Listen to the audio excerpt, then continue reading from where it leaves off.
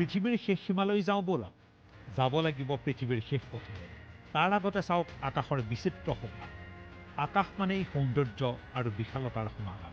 কিন্তু এনে সৌন্দৰ্যৰ সমাহাৰ কেতিয়াবা দেখিছেনে?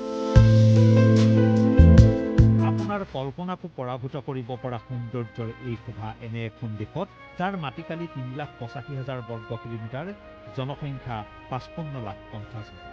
উত্তৰ গোলাৰ্ধৰ একেবাৰে উত্তৰৰ পিনে থকা বাবেই এই দেশত দিন ৰাতিৰ দৈৰ্ঘ্যৰ বিশেষ তাৰতম্য থাকে। ডিচেম্বৰ জানুৱাৰী মাহৰ ৬ ঘণ্টীয়া দিনটো জুন জুলাইত ১৭ ঘণ্টালৈকে বৃদ্ধি পায়। বৰফাবৃত উত্তৰ গোলাৰ্ধৰ আকাশত পোহৰৰ ইমানেই বৰ্ণিল খেল হয় যে পুলকিত নহৈ নোৱাৰে। ৰঙা, নীলা, গোলপীয়া ঘনে ঘনে আকাশত হয় পোহৰৰ অপৰূপ বিন্যাস। দেশখনৰ নাম নৰৱে। এই নৰৱেতেই আছে পৃথিৱীৰ অন্তিম ৰাস্তা, the last road of the world. E69 নামৰ ইউৰোপৰ এই ৰাষ্ট্ৰীয় ঘাইপথটোৰে গৈ থাকিলে এটা সময়ত আপুনি দেখিব লিখা আছে এই।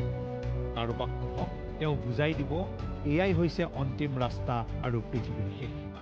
আপুনি প্ৰশ্ন কৰিব, গোলাকাৰ পৃথিৱীৰ ক'ৰবাত জানো থাকিব পাৰে শেষ সীমা?